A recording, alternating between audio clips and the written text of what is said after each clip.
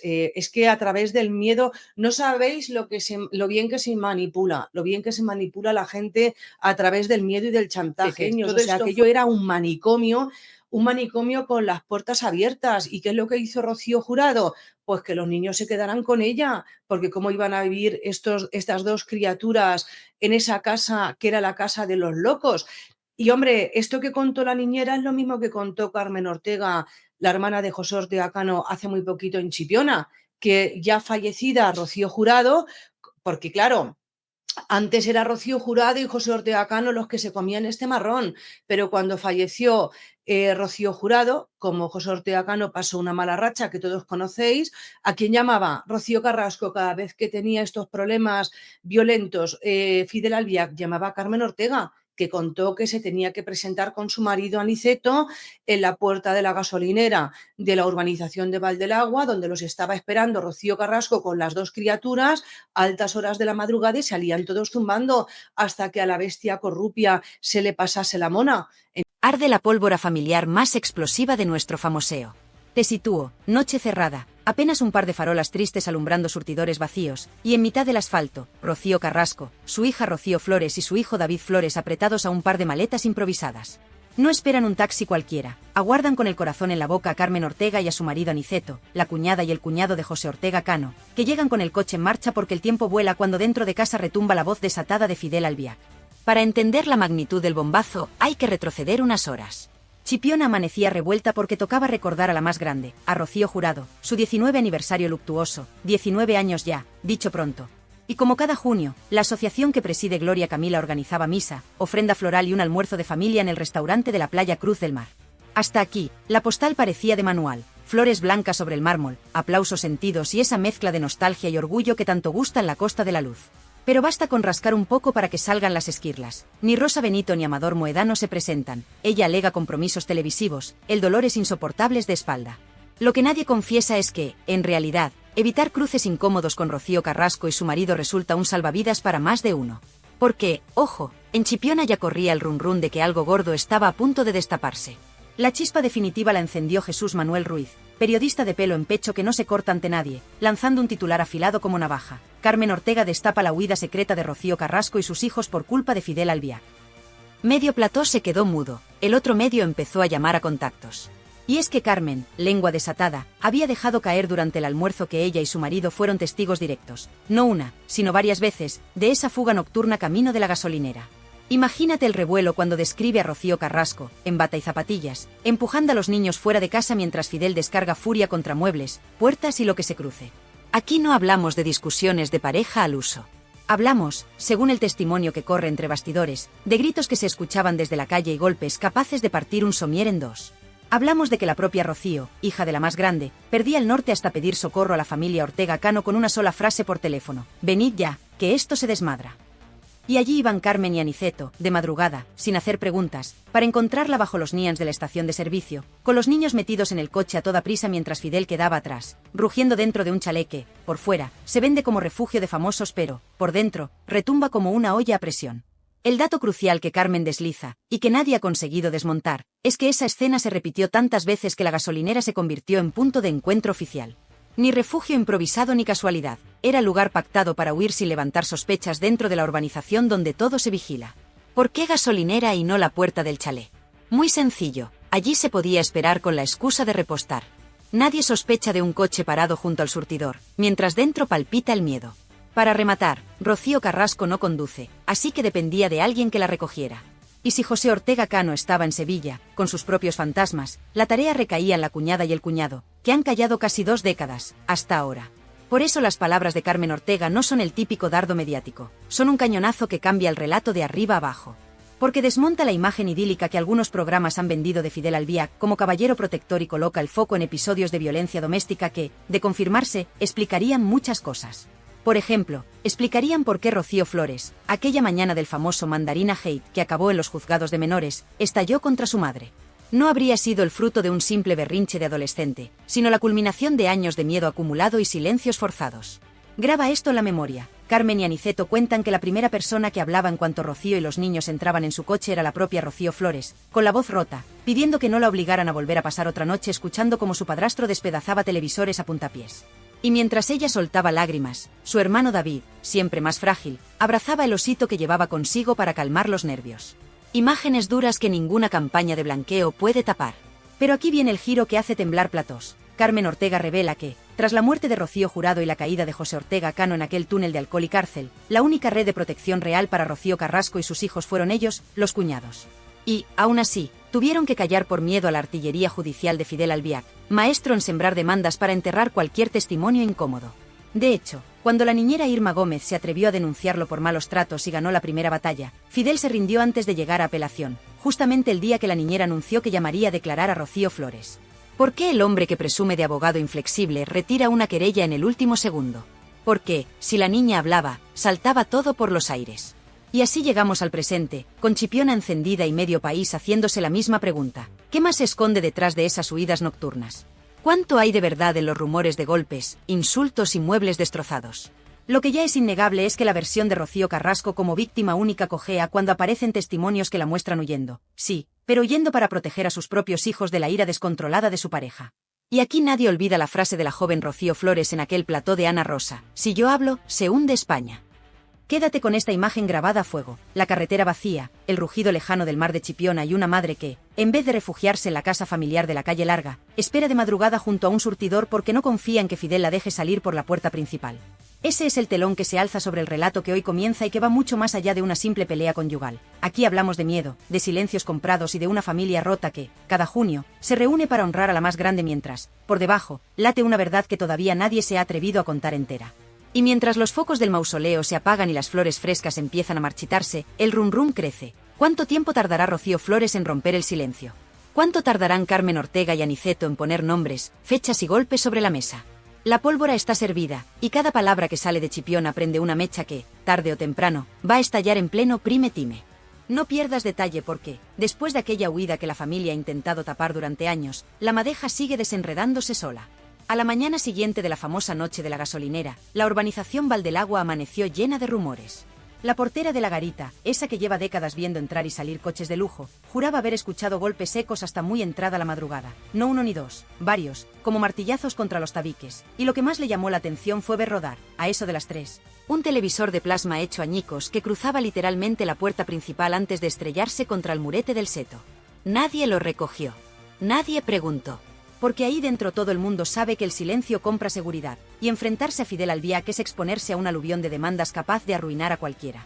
En ese ambiente de tensión permanente vivía Irma Gómez, la niñera que entró en la casa siendo poco más que una chiquilla y se marchó, 2 décadas después, convertida en el único testigo al que Fidel no pudo hundir pese a su maquinaria judicial. Irma, que ha rehecho su vida lejos de los platós, llegó a confesar en privado, y esa confesión corre ahora como pólvora de grupo en grupo, que su mayor miedo cada noche era el sonido de las llaves chocando contra la puerta, no las de Rocío Carrasco, que entraba agotada de grabaciones, sino las de Fidel, que volvía con el gesto torcido y la paciencia bajo mínimos. Según la versión que nunca pudo relatar en televisión, a él le bastaba ver un cojín fuera de lugar para desatar la tormenta. Y cuando la tormenta estallaba, lo primero que hacía Rocío Carrasco era agarrar a los niños por la muñeca y buscar refugio en la habitación de invitados, la única con cerrojo por dentro. Imagina esa escena, la madre apretando el pomo con una mano, tapando la boca de David con la otra para que no llorara y alertara a Fidel, mientras Rocío Flores, ya con 14 años, temblaba pero sostenía la mirada a su padrastro a través del hueco de la puerta. Esa mirada, contaba Irma, fue el germen de la batalla legal que vendría después. Porque Rocío Flores no era una niña que se amedrentara fácilmente. Cada golpe que escuchaba reforzaba su convencimiento de que aquello no podía normalizarse. Y cuando, tiempo después, verbos como violencia vicaria empezaron a colarse en los debates de sobremesa, ella ya había aprendido a base de gritos que las etiquetas mediáticas sirven de poco cuando la casa se convierte en campo de batalla. Pero abramos otro cajón aún más incómodo, el de la herencia de Rocío Jurado. Ese dinero que tantos comentaristas defienden como intocable, resulta que fue clave para financiar un flujo constante de televisores nuevos, puertas repintadas y muebles sustituidos. Según un proveedor de interiores que trabaja con varias mansiones de la zona, y que prefiere mantenerse en el anonimato para no morir a demandas, la casa de Rocío Carrasco llegó a encargar, en un solo año, 3 juegos de somieres idénticos. No había reforma, no había termitas, explica con sorna, solo mucha urgencia por reponer tablillas rotas a patadas. Y cada factura salía a nombre de Rocío, nunca de Fidel. Eso sí, el reparto de culpa se invertía frente a la prensa. Ella la víctima pública, él el esposo solidario, y los golpes nunca existieron porque ningún programa se atrevía a mencionarlos sin la palabra presunto pegada al titular como si fuera un chaleco antibalas. Volvamos a Chipiona, donde Carmen Ortega soltó la bomba que hoy nos tiene pegados a la pantalla. Lo hizo con un vaso de fino en la mano y una media sonrisa que decía sé mucho, pero cuento poco. Quizá fue la frustración de ver a Rocío Carrasco ausente, o tal vez el hartazgo de callar tanto tiempo. Lo cierto es que soltó la frase que ya se ha convertido en meme entre quienes siguen este culebrón. Si Aniceto y yo habláramos, se caía el decorado entero. No exageraba. Porque Aniceto conserva, en el cajón de una cómoda vieja, los partes de asistencia psicológica que tuvo que pedir para sus propios hijos después de una madrugada de gritos llegada a sus oídos por el altavoz del Manos Libres. Era Rocío Carrasco suplicando que alguien les cobijara. Ese documento, sellado por un gabinete privado de Sevilla, recoge textualmente el ataque de nervios de la menor que acompañaba a Carmen en el coche aquella noche. Temor generalizado a que, el señor de la casa, venga a buscarme y me haga daño. Atemorizada, con 10 años y sin relación directa con Fidel, pero consciente de la fama que al hombre le precedía. La historia no termina en esa huida. Tras la disolución del escándalo inicial, Fidel activó su defensa habitual: sembrar dudas sobre las fuentes, acusar de conspiraciones familiares y colgar la etiqueta de mercenarios de Telecinco a quien osara levantar la voz. Nada nuevo. Lo nuevo llega cuando descubrimos que, a la chita callando, varios exempleados de mantenimiento, fontaneros, pintores, electricistas, han comenzado a cruzar llamadas porque sabían que compartían anécdotas parecidas: muebles destrozados, cristales en la piscina, órdenes de no abrir la boca bajo amenaza de no cobrar la factura. ¿Quién hacía los encargos? Nunca Rocío. Siempre Fidel, o su hombre de confianza, un abogado de despacho pequeño al que los proveedores ya conocen por el mote de póliza, porque antes de firmar la orden de reparación te planta un contrato de confidencialidad más largo que una novela. Y, sin embargo, esa red de miedo empieza a resquebrajarse. La chispa ha sido el testimonio de Irma, que, lejos de buscar platós, ha declarado en privado su intención de apoyar cualquier causa que permita, de una vez por todas, que Rocío Flores relate la verdad completa. Porque, y aquí viene la parte que nos acelera el pulso, existe una nota interna de la Fiscalía de Menores de aquel entonces en la que se menciona, de pasada, la conveniencia de escuchar a la menor RFM sobre episodios de violencia intrafamiliar que ella insinúa haber presenciado. Esa nota se archivó cuando la causa quedó en nada, pero hoy, con la presión mediática en máximos y la sociedad mucho menos tolerante a los silencios de antaño, podría reabrirse en cuestión de días si alguien aporta pruebas frescas. Y pruebas hay: los partes de urgencias que nunca se hicieron públicos, las fotos borrosas del ojo morado que Maciel juró haber visto y, sobre todo, las grabaciones de seguridad de la gasolinera, que archivó la empresa propietaria porque nadie se las reclamó en su momento. En este punto es inevitable preguntarse cómo reaccionará Rocío Carrasco cuando la evidencia se acumule sobre la mesa y ya no baste con señalar a Antonio David como el gran manipulador. Porque el gran pecado de esta historia no es haber tenido una pareja violenta, eso le puede pasar a cualquiera, sino haber permitido, con tal de defender a ese hombre, que la versión oficial convirtiese a la niña que lo vivió todo en la gran villana del cuento. Y esa herida, a base de años de silencio, se ha gangrenado. Rocío Flores dio un paso atrás, y, aún así, fue aplastada en platós por tertulianos que nunca pisaron Valdelagua y jamás escucharon retumbar un somier a las 3 de la madrugada. Atención, porque lo que viene es aún más delicado. Hay un policía en excedencia, vecino de la urbanización, que ha empezado a filtrar datos de las llamadas de emergencia registradas en el área durante aquellos años. No puede enseñar el informe completo, pero adelanta que hay patrones de altercados nocturnos coincidentes con el número exacto de veces que Carmen y Aniceto dicen haber intervenido. Esa pieza, si termina en un juzgado, puede dinamitar la imagen pública de Fidel de una forma que ni él ni su legión de abogados serán capaces de contener con papeles. ¿Responderá con nuevas demandas? Probablemente. ¿Callará Rocío Flores para siempre? Improbable. La balanza por fin se inclina a su favor, y la oportunidad de limpiar su nombre pesa más que el miedo. Si el caso se reabre, veremos desfilar a más de uno por los pasillos de los juzgados de Alcobendas, y esta vez las cámaras no podrán esconderse detrás del rótulo presunto. Porque la verdad, cuando lleva años encerrada, sale descontrolada, y el escándalo que empezó en una gasolinera desierta amenaza con estallar ahora delante de toda España. ¿Te das cuenta del silencio que se extiende cada vez que alguien pronuncia Valdelagua en un plató de televisión? Ese nombre, que suena a urbanización pulida y feliz, se ha convertido, sin que nadie lo admita en público, en sinónimo de miedo y secretos mal enterrados. Mientras las cámaras enfocan su fachada impecable, por dentro se cuece una guerra fría que ya ha puesto en pie de alerta a medio Madrid. A estas alturas se rumorea que una docena de periodistas del Corazón han empezado a recibir llamadas anónimas con advertencias veladas. Deja el tema o te vas a arrepentir. ¿Quién está detrás? Todo apunta a la misma mano: Fidel Albiac. Pero empecemos por el principio de esta nueva tormenta. El lunes, primera hora, la productora más famosa de los pasillos de Telecinco recibe un sobre marrón sin remitente. Dentro, una memoria USB y una nota escrita a mano: imágenes de la gasolinera, madrugada del 15 de marzo de 2004. No miréis para otro lado. Esa fecha coincide, palabra por palabra, con una de las noches que Carmen y Aniceto señalan como fuga familiar. Los responsables del programa abren el archivo con 1000 precauciones. Se ve a una mujer en bata, el pelo recogido a toda prisa, empujando a 2 criaturas de aspecto desorientado hacia la parte trasera de un turismo. El vídeo es borroso, grabado desde la cámara de seguridad. Aún así, la figura encaja con Rocío Carrasco, y no hay margen de duda sobre la presencia de menores. Mes y modelo del coche cuadran con el que conducía entonces Aniceto. El metraje dura menos de 3 minutos, pero basta para que el director de contenido se lleve las manos a la cabeza. Emitirlo sin difuminar a los niños sería un delito, pero ocultarlo haría saltar por los aires la credibilidad de todos los que han sostenido, durante años, que aquello fue una simple bronca doméstica. En paralelo, la familia Moedano mueve ficha. Amador, que siempre camina entre la lealtad y el desahogo público, se graba un vídeo casero de casi 10 minutos. No lo cuelga en ninguna red social, se lo envía, directo, a un par de redactores de confianza. Entre titubeos y tragos de agua, confirma que la tía Carmen no exagera un ápice.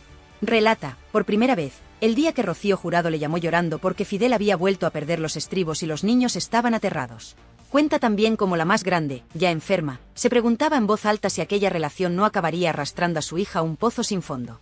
Ese testimonio, guardado hasta hoy en un cajón, destroza la imagen de armonía familiar que algunos tertulianos pretendían defender a capa y espada. Y aquí entra el elemento que nadie esperaba. Gloria Camila da un paso al frente y decide romper la tregua que mantenía con su hermana. Lo hace en un directo improvisado, sin maquillaje, con la voz temblorosa. Afirma que, siendo casi adolescente, acompañó a su padre a recoger a Rocío Carrasco a las puertas de aquella misma gasolinera. Describe las maletas abiertas en medio del suelo y los juguetes desperdigados, como si hubieran huido con lo puesto. Y confiesa algo que eriza la piel, que Fidel salió tras ellos, a paso rápido, pero frenó en seco cuando vio a José Ortega Cano bajar del coche con semblante firme. Esa escena marca, según Gloria, el punto de no retorno.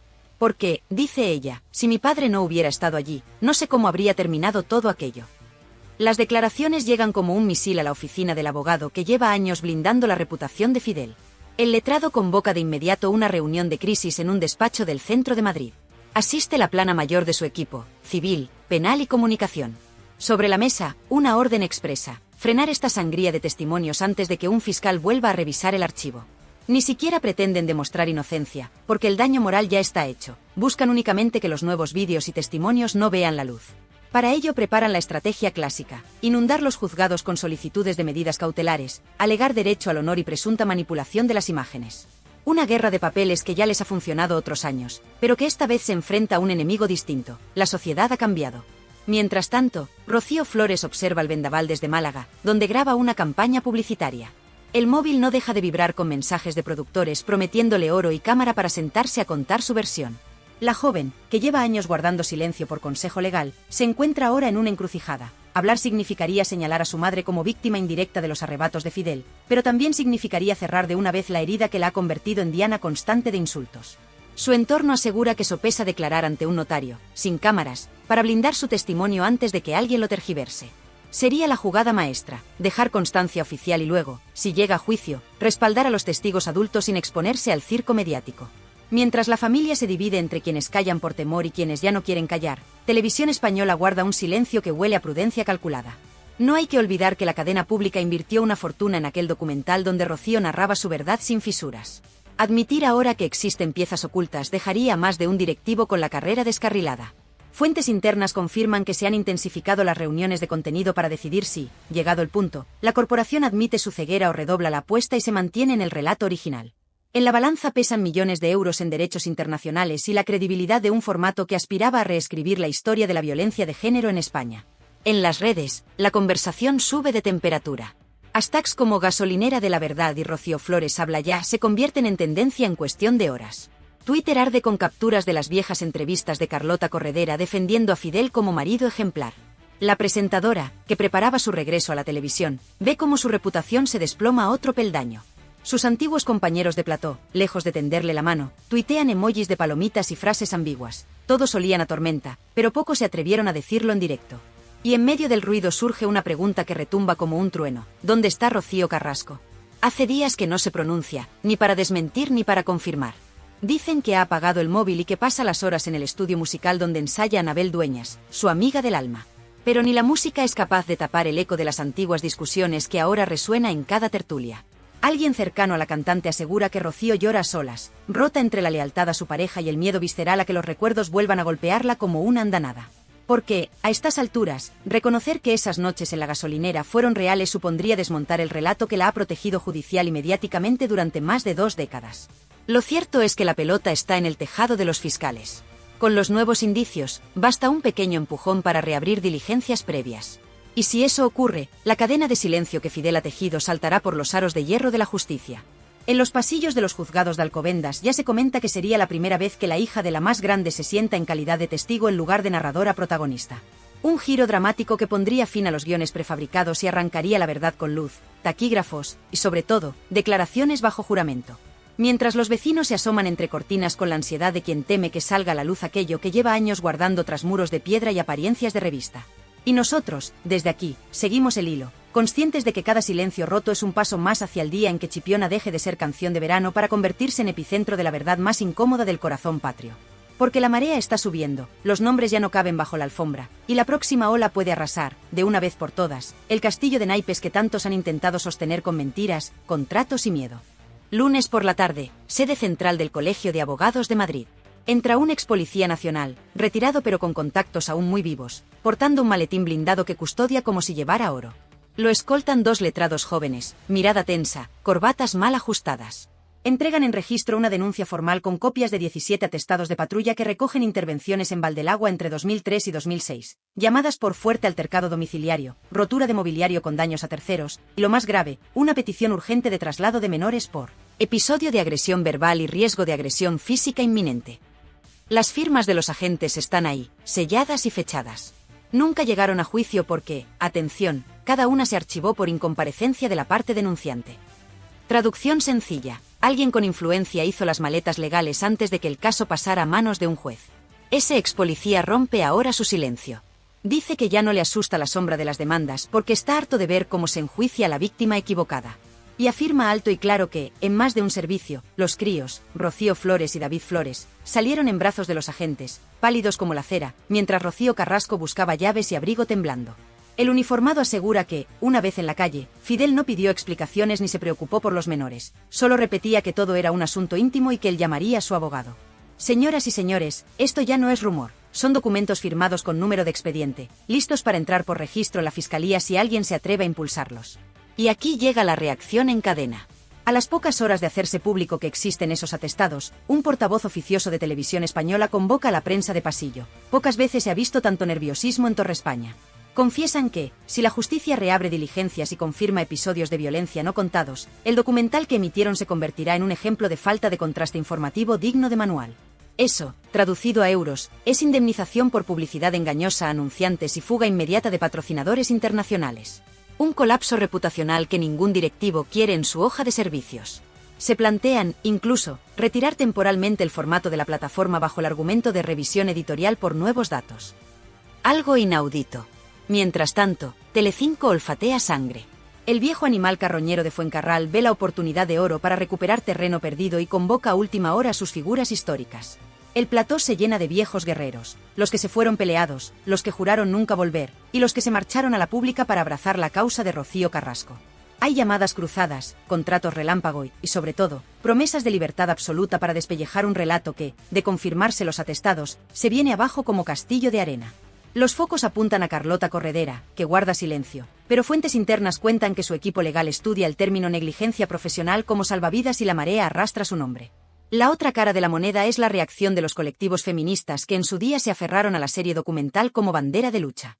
Varias asociaciones emiten un comunicado urgente diciendo que defender a las víctimas de violencia machista no implica poner vendas ideológicas cuando aparecen nuevas pruebas. Traducido, no van a quemarse por alguien que pudo maquillar parte de la verdad. El discurso se quiebra y el debate se polariza más que nunca. De un lado, los que siguen viendo a Rocío Carrasco como símbolo. Del otro, los que defienden que cada testimonio oculto la convierte en cómplice silente de su propia historia. En este terremoto, surge un personaje clave que hasta ahora se mantenía en discreto segundo plano. La abogada que asesoró a Rocío Flores cuando estalló la guerra civil familiar. Esta letrada, curtida en pleitos de alto voltaje, filtra un digital que guarda en un disco encriptado la cronología exacta de episodios violentos referidos por la menor en su día y nunca admitidos como prueba. ¿Por qué no se usaron? Porque, asegura, la presión mediática ya había etiquetado a Rocío Flores como agresora de su madre. Esa carpeta, señoras y señores, podría ser la llave que gire la cerradura de la hemeroteca judicial. Avancemos a las redes sociales, el termómetro que hoy lo mide todo. Hashtags como almohadilla Fidel se acabó y almohadilla Rocío Flores cuenta ya baten récord de menciones. TikTok se llena de análisis de voz donde expertos en criminología desmenuzan el tono y las microexpresiones de Fidel durante sus escasas apariciones públicas. Conclusión viral: rasgos de personalidad controladora y pasivo-agresiva. ¿Científico? Quizá no. ¿Influyente? Bastante, porque la opinión pública ya huele a sentencia antes de que hable un juez. Y ojo al dato que revienta los grupos de WhatsApp. Alguien filtra un audio en el que se escucha, presuntamente, a Fidel llamando inútil a Rocío Carrasco y amenazando con sacar a la calle los trapos sucios de la familia si ella insiste en marcharse con los niños. La calidad es mala, pero un perito fonográfico contratado por un medio digital afirma que la voz concuerda al 95%. Si se corrobora la autenticidad, es munición directa contra la imagen de marido pacífico que su equipo legal defiende a capa y espada. En medio de este fuego cruzado, llega la reacción desde Chipiona, epicentro sentimental de la saga Jurado. El ayuntamiento, temeroso de que la polémica empañe los actos anuales en honor a la más grande, convoca reunión urgente con la familia Moedano. Sobre la mesa, la posibilidad de aplazar la próxima misa conmemorativa y la tradicional ofrenda floral. No quieren que el cementerio se convierta en plató improvisado de reporteros que cazarán cada lágrima o gesto de los asistentes. La tensión entre turismo y respeto a la historia local alcanza cotas máximas. El pueblo se divide entre los que quieren paz y los que creen que la verdad de Rocío Jurado exige destapar todo, caiga quien caiga. Y mientras políticos, abogados y televisiones hacen cábalas, la vida cotidiana de Rocío Flores da un giro sospechoso. Un periodista la fotografía saliendo de una clínica de psicólogos en Málaga. No es la primera vez, pero hoy la estampa vale su peso en clics. La joven, visiblemente cansada, evita preguntas, pero quienes la vieron dentro hablan de una sesión maratoniana que superó las 3 horas. Fuentes médicas no confirman ni desmienten, aunque señalan que un testimonio traumático de infancia necesita preparación terapéutica antes de ser declarado ante un juez. La señal es clara, se acerca el momento de hablar. En el bando contrario, Fidel se blinda en su casa y refuerza seguridad. Ha contratado a un antiguo escolta de discoteca y ha instalado cámaras extra que apuntan a la valla perimetral. El vecindario comenta que han visto a su abogado entrando y saliendo deshoras, y, lo más llamativo, que las luces del despacho de la planta baja permanecen encendidas toda la noche. Ya nadie duda de que preparan la defensa contra reloj, localizar fallos procesales, impugnar cada atestado policial por caducidad o falta de sellado adecuado, si todo falla, desacreditar moralmente a cada testigo acusándolo de ávido de platós y dinero fácil. Estrategia de manual, sí, pero la marea esta vez arrastra más arena de la que su dique puede contener.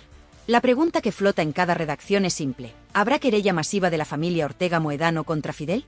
Los abogados consultados dicen que, si se verifica la violencia frente a menores, bastaría el testimonio de Carmen Ortega unido a los atestados para exigir responsabilidad penal y civil.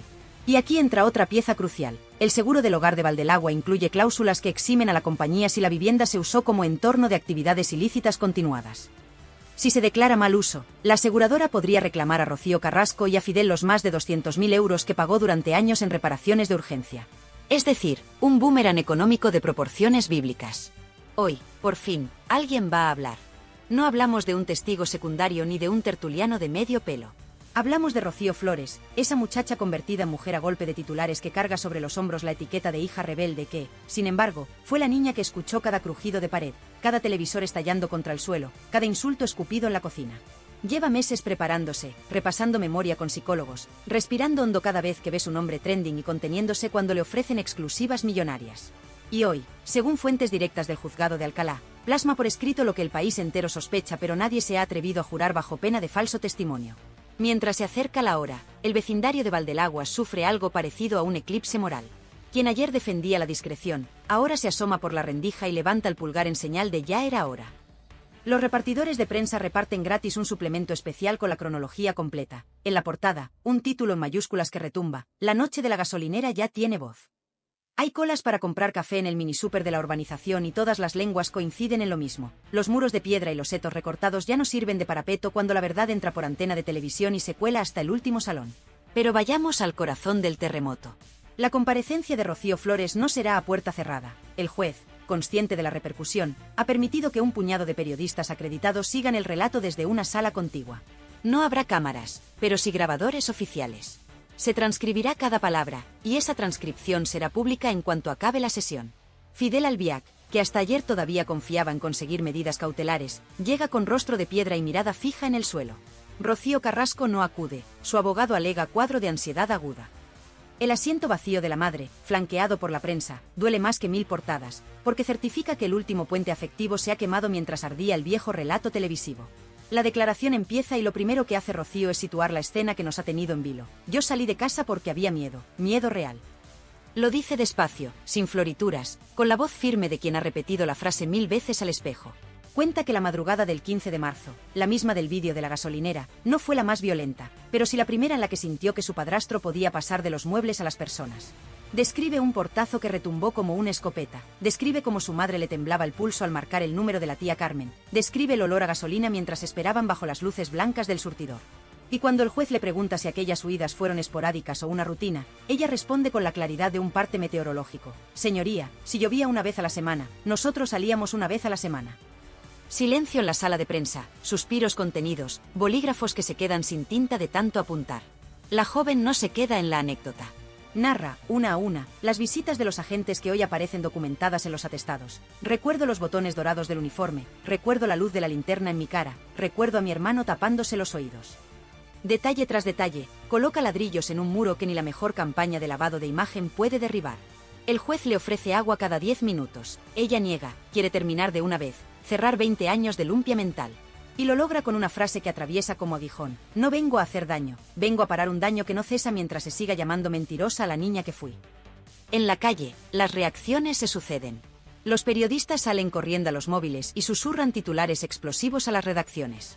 Las tertulias improvisan especiales de última hora. Telecinco coloca rótulo rojo y avanza declaración demoledora. Rocío Flores confirma episodios violentos frente a menores.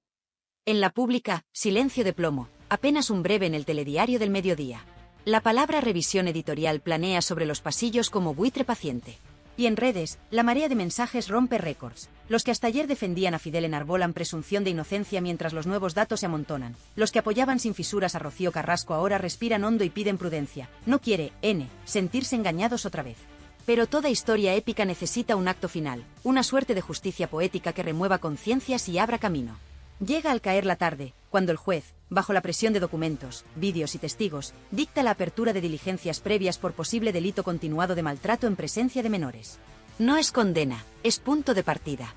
Pero golpea como mazazo en pleno prime time y convierte ese asiento vacío de Rocío Carrasco en la sombra más larga de la jornada. Fidel sale del edificio escoltado, sin pronunciar palabra. Su abogado titubea ante los micros y solo consigue decir que la verdad se defenderá. Una frase hueca que suena a campana pequeña tras el estruendo de los atestados. Ahora bien, ¿qué hacemos nosotros, los que estamos delante de la pantalla, los que damos vida a este canal con cada clic y cada comentario? Pues lo que mejor sabemos hacer, exigir coherencia a los poderosos y abrazar la sencillez de llamar a las cosas por su nombre. No es cuestión de bandos, es cuestión de hechos. Si las pruebas confirman violencia, que caiga todo el peso de la ley. Si alguien participó en blanquearla, que responda ante la audiencia que sostuvo su sueldo. Y si los niños de ayer, hoy adultos, se atreven a romper el silencio, que sientan nuestro apoyo, porque la vergüenza no es suya, sino de quienes les robaron la calma con portazos y promesas vacías. Y ahora, respira conmigo un segundo, que llega la traca final, esa reflexión que remata todo lo que acabamos de vivir y deja el ronrón latiendo en tu cabeza hasta el próximo bombazo. Porque, seamos claras, después de escuchar a Rocío Flores plantar cara, de ver a Fidel encogido tras su abogado y de comprobar que los papeles de la policía pesan más que cualquier exclusividad, solo hay una conclusión posible: el miedo cambió de bando. Hoy las puertas de Valdelagua ya no crujen por los portazos, crujen porque la verdad empuja desde dentro, y cuando la verdad empuja, ni las vallas altas ni los contratos de confidencialidad valen un pimiento. Así que, amiga, amigo, si te hierve la sangre de indignación o te vibra el pecho de pura curiosidad, haz algo más que mirar la pantalla. Dale al botoncito de suscribir, que es gratis y nos da la vida. Así no te pierdes la próxima entrega, porque te prometo que habrá próxima y que vendrá cargada de detalles tan jugosos que vas a dejar el café a medio sorbo. Y ya que estás, suelta ese like bien fuerte, que no cuesta nada y empuja este vídeo arriba del todo para que la historia llegue a quien tenga que llegar. Que las plataformas no decidan que se ve y que se tapa, decidimos tú y yo a base de clics. Comparte el enlace con tu vecina, con tu cuñado, con la prima que vive en Suiza y todavía defienda a Fidel porque solo ve la tele pública. Reenvíalo en el grupo familiar, ese que siempre anda aburrido con cadenas de buenos días, y diles, aquí tenéis la realidad, sin edulcorantes. Y por supuesto, baja a la zona de comentarios y descárgate. ¿Qué opinas de la declaración de Rocío? ¿Crees que la tele pública retirará el documental? ¿Quién te parece más cínico, la presentadora que blanqueó la historia o el abogado que amenaza con demandas a todo el que respira? Cuéntamelo con tus palabras, que yo me paso a leer cada noche y respondo uno por uno, sin filtros ni asistentes de despacho. Y ojo, que esto no para aquí. Si quieres que no te pille el toro, activa la campanita, porque a la mínima que salte una filtración, un auto judicial o una foto nueva de la famosa gasolinera, aquí estaré como un resorte, encendiendo el micrófono para que seas la primera en saberlo. Porque este canal no vive de cámaras lentas ni de discursos vacíos, vive de la adrenalina del directo, de la cercanía y de la comunidad increíble que formamos juntos. Tú tiras del hilo, yo investigo, y entre todos desnudamos al rey, a la reina y a todo el cortejo de alabarderos que llevan décadas jugando con nuestra paciencia. Ahora, permíteme un puntito de humor, que tanta tensión deja el cuerpo agarrotado. Mandamos un cariñoso saludo a los abogados de guardia que ya estarán preparando el folio en blanco para la próxima amenaza formal. Venga, hombres de toga, afilen bien la pluma, que yo ya tengo las tintas recargadas y el respaldo de una audiencia que no se calla. Y, por si acaso, recordamos al señor Fidel que los somieres se compran una vez al año, no cada luna llena, y que un televisor no es balón de fútbol, por mucho que le guste practicar puntería. ¿Te quedas con ganas de más? Normal, porque lo de hoy es solo la antesala. En la próxima entrega tiraremos de un hilo que muchos creían enterrado, los mensajes de voz que circulan desde hace años entre antiguos empleados de servicio y que pintan un retrato todavía más negro del palacete. ¿Se perderán en el cajón del olvido o veremos al fin la luz de las grabaciones? Yo ya tengo los cascos puestos y el reproductor preparado.